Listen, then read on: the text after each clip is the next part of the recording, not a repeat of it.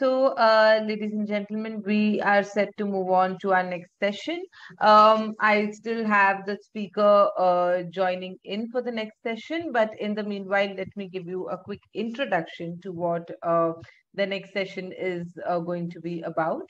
So coming up next is the session on R&M of 600 megawatt Chinese boiler, and the session will be presented by Mr. Kota Bhanuprakash, Head Marketing and Strategy, Steag Energy. While he's still joining in and I have shared the link with him, I will share a few words about him and his profile. In his current role, Mr. Prakash leverages his extensive experience in strategy planning, execution, R&M, commercial management, quality management, environment and efficiency management, business development, O&M of thermal power, and engineering of thermal power. Prior to this role, he has served as the Director of Technical at Steag and as the CEO and WTD of SOMC, a JV of Steag and Hinduja. He is a member of various professional associations, including ASME, and is certified as a lead auditor for ISO 14001 and 9002, as well as a certified Industry 4.0 professional and certified machine learning professional from Stanford University. Kota has worked in several countries and began his professional journey as a design engineer at HAL before working at NTPC Limited for over 20 years. Also, I would like to introduce Mr. Kota. Can you hear me? Yes. Yes, and we also have Mr. Kamyutra who's joined us. Mr. Kamyutra is going to be moderating. He's the session chair in this particular session and the session to follow. We would share a few words with Mr. Kamyutra. For Mr. Kamyutra, he's been on the advisory board of CEE, ex-member secretary, Central Pollution Control Board, with over 40 years of experience in policy formulation and the development of environmental standards. He has also played a key role in the establishment of real-time monitoring networks in areas such as air quality, water, and noise pollution. As the country's representative in various international conferences and committees, he has focused on sustainable development in developing countries, particularly in the ASEAN and SAARC regions. He is a member of the Expert Appraisal Committee for Industry I sector constituted by MOEF and CC, as well as a member of the state-level Environment Expert Assessment Authority in Chandigarh, which was constituted under the provisions of the Environment Impact Assessment Notification 2006 as amended. I would once again like to welcome Mr. Kota and Mr. Kamyutra. Mr. Kota, you could make your presentation first, and then we would have, Mr. Kamyutra discussing a few questions from you. And also for our attendees, once again, you have the Q&A box at the bottom of your screen. Please do send in your questions during this session. We could take it up at the end of the discussion. Mr. Kota, I'm sharing the rights with you to share screen. Yeah. Yes, perfect. Yes. Yeah. So, Mr. Kota, you can start with your presentation, please. Okay. So this is a typical presentation. Good morning to all. I'm Bhanuprakash. I work for Steag Energy Services. I just a chance to follow the previous presentation from Mr. Bandyopadhyay and Mr. Mandal. Incidentally, Bandyopadhyay happens to be my colleague in Steag, who is also associated with the particular project which I'm going to showcase as a case study. So it's not going to bring many of those statutory requirements or the legislation required R&M activities. I'm trying to share a case study of a 600 megawatt. I can put it as an R&M case study, what Steag has taken for the first time, and share with the audience to show what is that we all have done and what are the benefits that are expected to be derived out of this particular presentation. Before I put myself into the original core subject, I would like to introduce my company, Steag Energy Services, a couple of slides to just show what we actually do. And I myself, I am Bhanuprakash. I have around 32 years of experience in this sector, out of which 20 years I had spent in NTPC. Further to that, for the last 12, 13 years, I've been associated with this German multinational, Steag Energy Services, which is a 100% subsidiary of Steag GmbH. We are associated with various activities. The verticals, what we have with us is, we do a comprehensive O&M for coal-fired projects, gas-fired projects, CFBC-based projects, and all those things. We have got a complete engineering setup where 60, 70 engineers dedicatedly work on various engineering aspects of a project, be it project engineering, be it owners engineering, all those engineering jobs we have done. And we are doing the contemporary engineering also. I'll come to that, what the contemporary engineering means. We have a plant services division, which takes care of the efficiencies, R&M services, and all other things, which will be one of the subjects of focus today, what we are going to discuss. Under digitalization, we have developed specific products for power plant to monitor the online efficiencies, online life monitoring, component life monitoring, and all those things. It's a unique product from Steag with all the German inputs there. And of course, we also have a training and advisory services function where we impart training for a power plant, which has a benefit for our own O&M, where we select engineers on an all India basis, train them for 6 months or so, 5 months or so, and put them on job. And we also extend this training to other organizations which have this facility of recruiting their own engineer trainees, apart from the core specific trainings what we offer. Some of the O&M services what we have offered to the clients in the country and outside the country is, in supercritical, we have offered our services to Vedanta for 3 years at 3 into 660 Talwandi Sabu. Singareni 2 into 600, a quasi-state government project. For 5 years, we have done this O&M, comprehensive O&M. We are currently associated with Vedanta Jharsuguda for this 4 into 600 megawatt units. And my topic is related to the present project where I am currently seated and we are currently operating. We are also associated with the joint venture project of Steag and Vedanta 2 into 520 megawatts at Vizag. The scope of the works and all, and the manpower, what it only indicates that we handle a comprehensive nature of job of any typical third-party O&M, where the complete responsibility is with Steag based on some KPI-based deliverables. Contemporary engineering, what I was just trying to switch is, parent company being Germany, we have an advantage of taking the things forward, what is happening in the world. So fuel switching to carbonless fuels, biomass engineering, hydrogen production, integrated these methanol, hydrogen to the technologies, battery systems. We design, develop, and we operate the plants, which we have references, what we have done in Germany, other than Germany, and other parts of the Europe also. Battery storage systems, a typical thing because of meeting the fluctuations of renewable power and you can say stabilization. We have had a unique project model of setting up of batteries, 90 megawatt at each of the stations, where immediately if the power is rejected from the grid, the battery takes in where the power wanted by the grid, the battery immediately pumps in. So these are some of the engineering technologies what we have done in our own projects. And we have also offered this integration to the other agencies other than Steag Germany. Plant services, as we said, we have a complete setup of servicing this industry for the performance testing, performance guarantee testing. Not only the complete plant, individual, we take boiler, we take turbine, and all this is an input for us. We have a truck specially designed, a Mercedes truck, where we have all the instrumentation required for on-site installation. Doing that, as typically any power plant owner would want to get it done through the EPC. So some of these EPCs, they don't try to have these test kits with them. So they hire our services. We offer our services to BGR, L&T, GE, and all those people.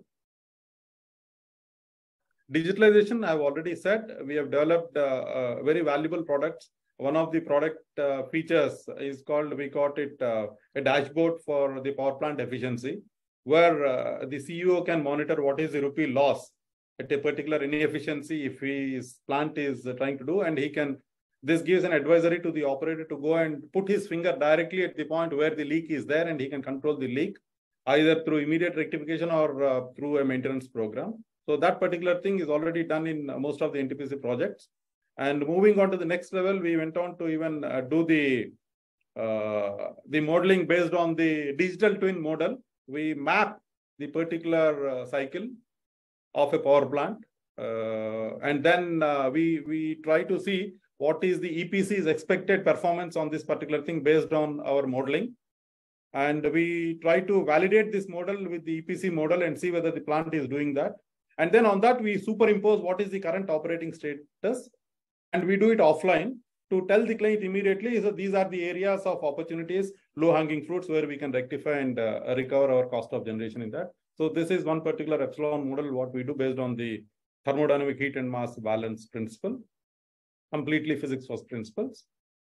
We also do a what if analysis. If somebody is interested to find out if he is interested to fire a coal, which is much different than the coal, what the boiler was designed for, what are the various possibilities could affect this coal, apart from the maintenance issues, the efficiencies and all. So we do a what if model for that.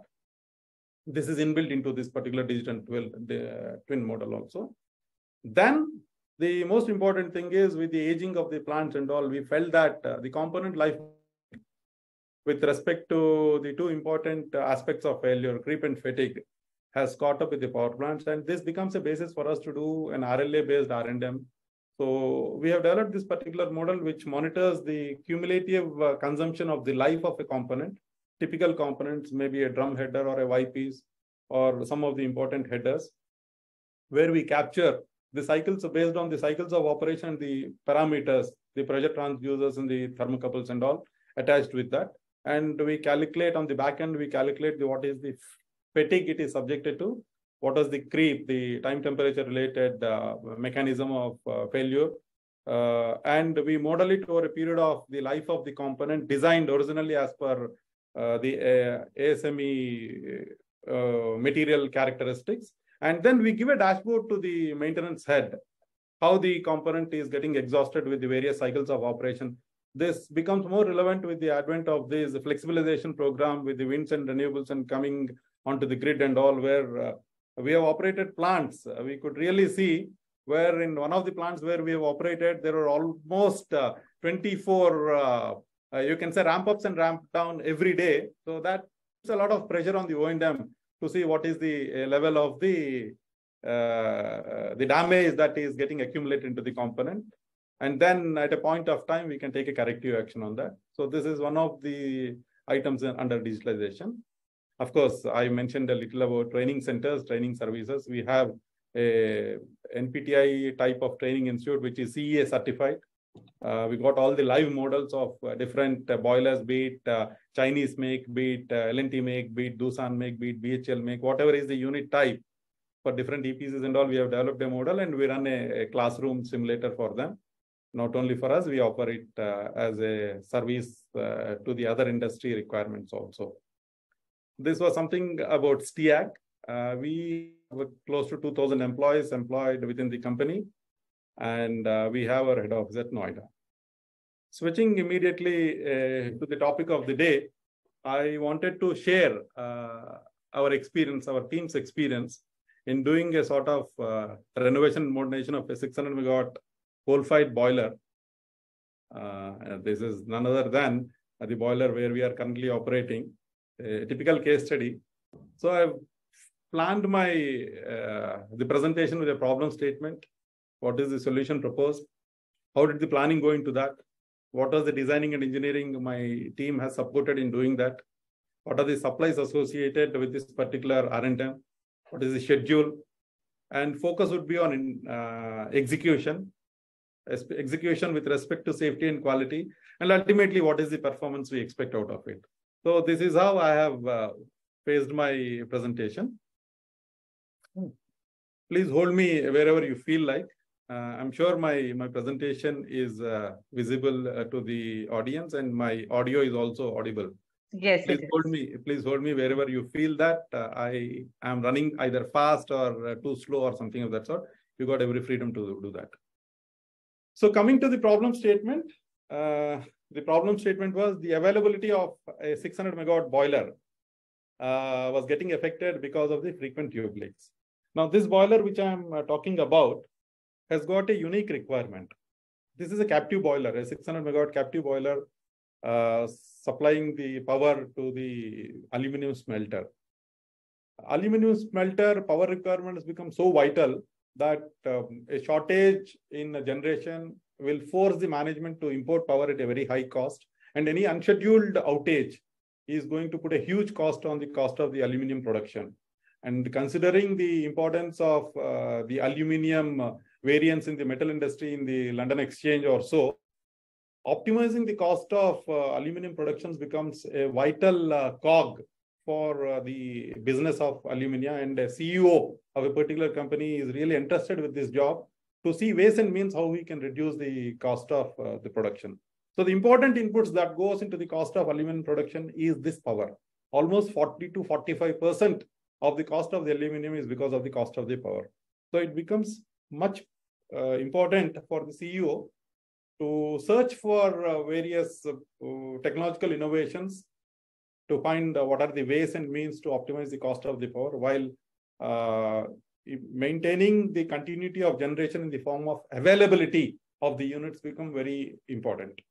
It's a KRA for a CEO. And particularly it becomes more important for a power plant to 600 at Jharsuguda Vedanta is, this is a typical plant where normally if we see the design of a any captive power industry, you go with the N+1 model of a unit. In case, I'll explain that. Suppose you need power requirement, say for X boilers, from X number of boilers. As a standby, you go for X+1 number of boilers erected, and you have one boiler at your disposal, always keeping it ready, so that in case of any short interruption in one of the boilers and all, your standby boiler is healthy enough to pump in immediately power. Whereas this is not the case with the plant where we are servicing. Knowingly, we have taken this a conscious decision and a bold decision. Out of the 4 units, 1 unit is connected to the grid of Orissa state. So we have 3 units, and the requirement of power is all the 1800 megawatt from the 3 units. Any interruption of one of these units because of either an availability of a boiler or a turbine or any particular equipment is going to put a heavy penalty on the cost of generation in the form of importing it from the grid. And we know these days how costly the power from the grid is, especially in the critical periods like the summers and all. So with this background, because of this particular frequent interruptions on account of failures on the economizer, so Steag engineering team, along with Vedanta engineering team, we did a thorough brainstorming. What are the things that are really leading into that? So it was identified that economizer was one of the bottlenecks, I can say, is an area where which was having a weak, or it was a bit fragile. The boiler as such is around 10-12 years erected boiler. So it went through the cycles of operation of loading up and loading down, and various coals, availability of different grades of coals. Sometimes we had even the reasons of firing off design coal. So all these things had put a bit of load on these economizers, and it has become fragile over a period of time. And added to that, because of the demand in the aluminium supply, where the ramping up of the smelter requirement, power for the smelter was also going very high, the management had a lesser time in keeping this plant out for a longer time. So immediately if the plant, it fails, either it needs to import power or get back to the repair, do it and immediately put back onto the service mode. As a result of it, the scheduled you can say capital overhaul or something of that sort was getting extended over a period of time. So then finally, after seeing the cost economics of what is going in with respect to the import power bill and other things, the cost of aluminium, a conscious decision was taken by all the wisdom prevailing at Jharsuguda side that we need to really find out an idea how we can come out of this particular problem. So then various options were there, replacing, looking into the economizer, taking a comprehensive overall. So finally, it was thought that a 600 megawatt of this type of, this size of boiler, firing with sometimes off design coal, and It's not really a coal, which is a boiler which is designed for 40% of ash and all, is finding it difficult for us to maintain the economizer with fins. And then, because I'll show you the diagram, some of the diagrams, you can appreciate the maneuverability or the access that is required for maintaining for a comprehensive checking or inspection of this particular type of things. That was one of the reasons, like a fin type economizer was really causing a problem for us to do a maintain. And a thorough inspection, whenever there was one particular leakage in a economizer, a thorough inspection on all the panels and all the tubes and all was becoming difficult. One, with respect to the access. Second, with respect to the time availability. The other associated issues that came up with that was we had some high metal temperatures in the reheater zone, leading to high reheater sprays, which was putting an extra penalty on the cost of generation in the form of heat rate loss. Superheater flows were very high. There was also a gas temperature imbalance in the furnace from left to right, leading to overheating of certain number of tubes. And of course, the flue gas erosion in the economizer. So these were the problems that were consolidated into the boiler. I've just shared the figure there for the interest of the people who are not directly connected with the technical aspects of a boiler. I was just trying to share what are the various elements inside a boiler and all, which is the secondary zone. So based on this problem statement, of course, it captures that a flue gas flow from a boiler flows vertically over the tubes and all, whether it's a bare tube or a fin tube and all, which causes the heat transfer directly from the hot surface to the cold surface. The cold surface carries water in line in that. I was just trying to show the extended portion of the previous figure. So then, having seen that, what exactly it takes us for us to correct this particular economizer, and what are the things we need to do? Here in this particular picture, I was trying to show you a finned economizer with a bare coil economizer. Most of the boilers, if I've seen in my experience, around 90, 92, 93% of the boilers, they go with the bare tube economizer, which is to the right of the screen. And this finned economizer is not much prevalent in many of the designs, Indian designs boilers. Two reasons are there. One is the school of thought is mostly the fin type boilers are generally used in waste heat recovery boilers or boilers with low amount of ash or smaller sized boilers or so. But the advantages that the fins offer, we all know, being mechanical engineers, that the extended surfaces offer a much higher heat transfer effectiveness compared to a wet tube boiler. And it reduces the space required for erection. In a less confined space, you can do all those things. So a decision was taken way back when the design stage of this Jharsuguda boilers that they went with these fin type economizers. Not only this, I've heard many such boilers are there in some other parts of the country which are supplied with similar Harbin type or say Sepco type boilers or so. So the problem here was when we compared the issue, our focus was on economizer. So economizer, when it comes to fin type economizer. So immediately the solution that was thought was let us replace this complete fin type economizers with a bare tube economizers. So that was the first solution that went into that. So, but then in order to replace the complete economizer fin type with a bare type, it calls for the complete change of the headers. The number of coils are different. The engineering is different. The flue gas flows are different. The heat transfers are different. So complete engineering now comes into picture where my colleague, Mr. Bandhopadhyay and done, they have really burned the midnight oil to come out of this particular thing. And what exactly that goes into these things, GE together with Vedanta and Steag work together to come out with an optimum solution.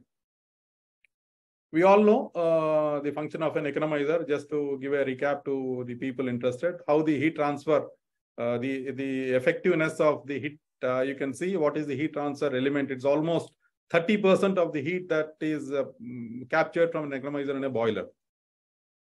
65 to, you can say, close to 90%. 25% of the boiler heat from the flue gases is recovered by the economizer. So it becomes a most vital cog in the effective generation.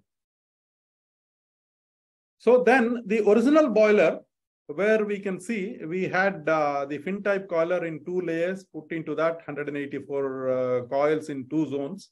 And this is the low temperature superheater zone. So if these coils, if there was any leakage in one of these coils, these coils had to be lowered, go there, access. It used to be a time-consuming activity. Moreover, the fins were clogged, and you don't get a chance unless you have a very effective soot blower of cleaning these fins and all. So it was becoming very difficult in a time window that was available for the maintenance and all, for them to do an effective repair and to come out with the probable maintenance issue. So then, solution proposed as a part of renovation was replacement of this H-type economizer fin with bare tube, and a combustion modification where the retest sprays were going high and all, not only to reduce the temperature and the overheat spots there, also to introduce a separated overfire air dampers in addition to the existing dampers what we have for the air windows there inside the first pass, so that it reduces the temperature imbalance and also it reduces controlling the NOx parameters. Now, for the interest of the audience, I was just trying to present. You can see on the right side, the proposal, the left side of the proposal, courtesy to the drawings developed by GE and Steag Engineering for these drawings. I have taken a reference from our drawings. That's why I said that they are a bit confidential. I cannot share this presentation to somebody. But yes, the experience is worthy enough to look into that. This was the original arrangement of the boiler where LTSH, you can see both left and right. And this was on the right side, you can see what was the proposed solution, where we had the bare economizer coil in 3 layers. And you can see the space between each of these layers, giving the access a standard boiler of this size for a typical maintenance activity. Just getting into the numericals or the numbers of this existing geometry. The diameter of the tubes remained the same. The number of coils have increased from 174 to 309. Earlier, it was in 2 banks, 87 coils in each. Now we changed it to 3. And then the weight of the coils, more or less, we try to maintain the weights, and almost the surface area we also try to do. So this was the engineering that went into the whole of the R&M, which was jointly done by GE and Steag engineers to come out with the most optimum solution for this. Having done this, then the supplies that were required in order to ensure that was manufacturing and fabrication, which GE had their own fabrication facility at Durgapur to supply these coils. The steel was purchased outside, and the tubes were manufactured, supplied. Additional soot blowers in the economizer area with this modification. All the MCCs that come into that, the hangers, the supports, that all go into these things. The necessary platforms and galleries for soot blowers and access doors that are required for this particular new R&M. Relocation of LTSH header, because it involves shifting of the existing one by a distance. And then the new proposed economizer shall have erosion shields to shield it from erosion. Along with economizer, because it is now coming in 3 headers and number of coils are different. So economizer headers are also different, inlet headers are also different. And supply of insulation, cladding, and all those things that went into the supply, and all this planning, it took more than 12 months for us to look into this engineering of this particular requirement. Of course, there were some guarantees associated with that. We will not end up losing much on the penalty front with respect to the expected performance from these things. The gas side pressure drop, the economizer outlet temperature drop, the unburns because of the sofa ducts and other things and all those things were thoroughly engineered, and ultimately the solution, even NOx levels are also guaranteed to be less than 450. Now, having done these things, the supplies were placed and the orders were placed and all the material started arriving at the site. Then the execution portion of it had a huge job. I'll come into those huge numbers also. Removal of the cladding of the existing removal of the back pass valve where we need to install. Old coils have to be removed. Removal of the existing coal nozzles because of the sofa dampers and other things. Installation of separated overfire air, the pressure parts required along with the modified walls, buck stays, gallery platforms, and then erection of a new designed economizer, connection with LTSH header pipe, dismantling of economizer headers, when the junction headers, and then approval from, of course, IBR authorities also. This was the part of the execution, the macro part of the execution that went into the planning portion of it. At each stage, a schedule was prepared, and it was originally planned to be done in a 55-day activity. Of course, it overshot by a few days because of some other things that come into the execution. That was a real experience what we had. When it really came to the execution of the plant, we took the first shutdown in the month of July. And then we went ahead. We had almost a 2,000 footfall daily and huge manpower. And this 2,000 footfall had to work on a boiler round the clock to remove the old economizer coils, dismantling, headers dismantling, and then new header insertion, then steam blowing of all the new coils so that any muck, debris, or anything is there, it has to be sent into before being inserted into the boiler, new connections, and then over 7,000 welding joints for economizer and LTSH put together, where the new joints are done. Close to 100 IBR welders were deployed, over 60 days of execution. 100% of radiography testing and phased array ultrasonic testing was deployed for quality. Almost it was coming to 500 joints of welding a day, around the clock operation. These were some of the macro inputs. We were really working day and night with these people to ensure a safe and a quality job. Some picture that captures how the lifting was done. A 300-ton crane was employed, and the banks of the economizer were lifted right up to the 56-meter elevation on a boiler. And then we had cut open the side of a wall of a boiler on the corner. And then we had inserted this particular economizer coil inside the boiler and then pulled it inside using motorized winches and then lifted it, all those 309 panels. And this is how once you put all those things, different panels and all, how you lay it inside a boiler below the LTSH. And then you start welding on this job. You can now see the humongous job that takes the number of people to fit it, grind it, weld it. The number of welders that were deployed, we were so particular that we didn't allow any gas cutting of these tubes there. We went with only the grinding cutting so as to ensure the quality of the job. And then, of course, safety was round the clock. We had deployed over 50 safety officers for this additional footfall so that no point of time we could compromise on safety. There's touch wood, there was no LTI on account of any of these unsafe acts and unsafe incidents. We had the scaffolding inspectors around the clock operations. Over 20 supervisors for this particular operation was done, especially from the safety and scaffolding point of view. Then we went with a phased array after the welding is done for the interest of the audience and all. For me, this was a first time getting experience at the site here, where there was a conventional thought that normally we go for a 100% RT radiography testing. But because of the radiography testing, we went with that. It had got its own limitations. So new technology that was proposed was the POUT system, phased array ultrasonic, which is an advanced non-destructive testing step there, which has got a numerical elements of ultrasonic sensors there, which sends the signals there right through the bottom and captures the entire globe of the particular weld in order to capture even the minor defects. So we have used it extensively in the boiler.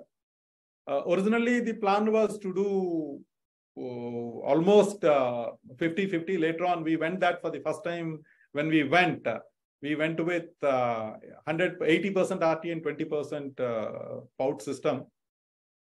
And that really helped us in order to identify just how we went about it. I'll share this particular thing on a particular view. If you can see the pout tester, the device there, he rotates it all along the weld surface in order to capture, and the signals are brought back, and then any flaws are identified there, and that are interpreted through the software.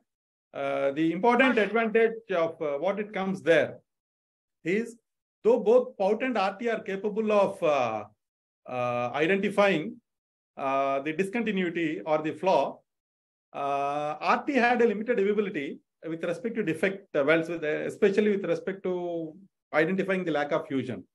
Whereas pout enables the penetration of much thicker materials, and it captures all around the particular tube. So any weak joint with respect to porosity or something and all was really captured. And that has really given a confidence that if I take an R&M of a boiler and shut down, I should be confident enough to see that I will not land up with the frequent tube leakage, because so many weldings are done. Apart from this 7000 LTSH and economizer joints weld, we had weldings in reheater. Concurrently, we took a overhauling of the boiler in the first pass. Close to 1600 welds were there in the water wall, the membranes, casing and all. So it was a humongous job. So this really helped us to ensure confidence to the O&M team by doing a pout. And then, I don't know, it's not moving up. Yeah. So the supply time, it was completed in 9 months' time. We originally planned for a 55-day shutdown, starting from the cooling of the boiler. So when I say 60 days, it takes from the day we shut down the boiler, we got the permission from the IBR to do the activity. We had a pre-25-day shutdown activity, pre-shutdown activity, where we need to shift the materials, arrange it at a site, arrange the crane and all those things. All this is done. We had a commissioning time of doing the 15 days of sofa erection, doing various tests with the separated overfire air damper. What are the possible scenarios with respect to the cold flow and the temperature profile that is emanating out of the furnace first pass, and how it is affecting the second pass with respect to the new installation, was all a part of the commissioning activity post R&M. So that was the experience which I wanted to share with the audience. That's what the limited presentation I have with me. And I am open for some questionnaire if somebody is interested to ask me related to this particular thing. Thanks. Mr. Kamitra, over to you, and also to all the attendees, please key your questions into the Q&A box. We could take that as well. Thank you, Dr. Kota, for an excellent presentation, and clearly highlighting the challenges that you face when you have the operation and maintenance, and how the advent of the technology has helped you in a better output and efficiency also. Yeah. But there are certain issues that I just like to add, that the maintenance or whatever you is not only impressive focus of that, but at the same it has to the resource also. As you rightly mentioned, that better performance of the economizer help you lower the oxidation. Yeah. Yeah. So NOx is a major challenge in most of the power plants that they are never able to achieve. And they are talk about the various technology, SNCR or SCR, to achieve that. And if with the better performance or optimizing the performance, because when you talk about optimize economizer, the airflow rate is controlled, the temperature is controlled, and you get a better low NOx formation in that case. So that's really, we have to understand that, yes, how a better operation and maintenance helps in better environment also. Absolutely. So one just point to you, you see, we have very many plants which are very old and they need to be replaced or they need to be discarded. And at the same time, we are talking about doing away with the coal. Yes. So rather than constructing new plants, can't we work with the existing plants to enhance their performance and enhance their lifetime till such time we phase out the coal? Absolutely, sir. I think I am with you on that. though we say the life of a power plant is around 25, 30 years, I have not seen, having worked in NTPC, I have not seen any plants of NTPC, the bigger size plants. They are most close to 35, 40 years of operation. None of these plants are discarded now. The advent of technology is helping the engineers to come out with new options every time to keep the plant healthy.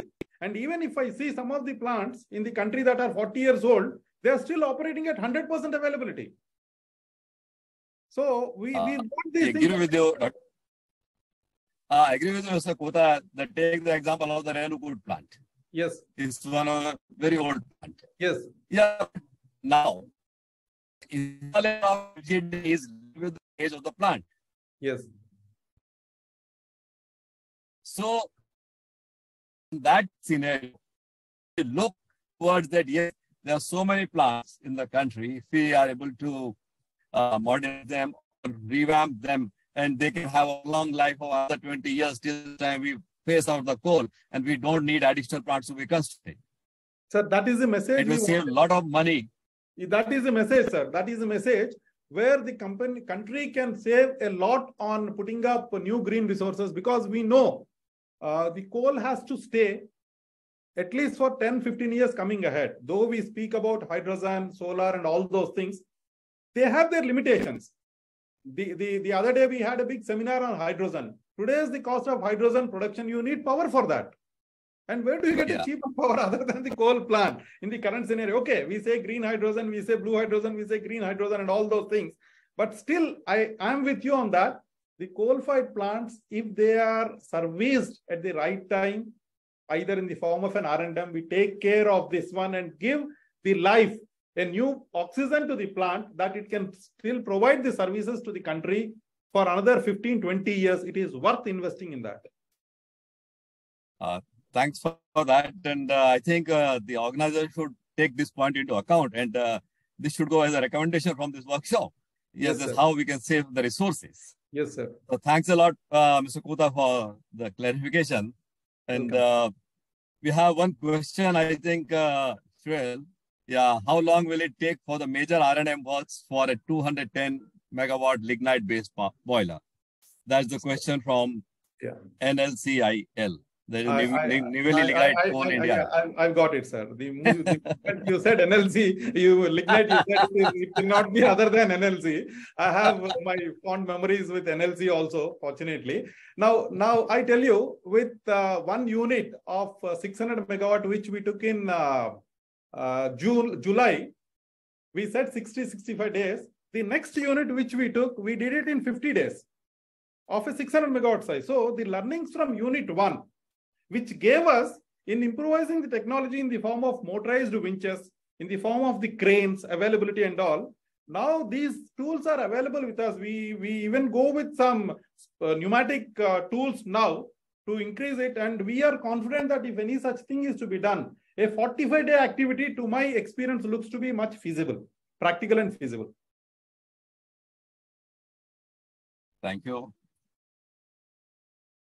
So there's no other question, I think. Yes, there's no other questions. And with that, we will conclude this session. Thank you so much, Mr. Bhanuprakash Kota, for your time. I know it's been a busy day for you, but really appreciate it.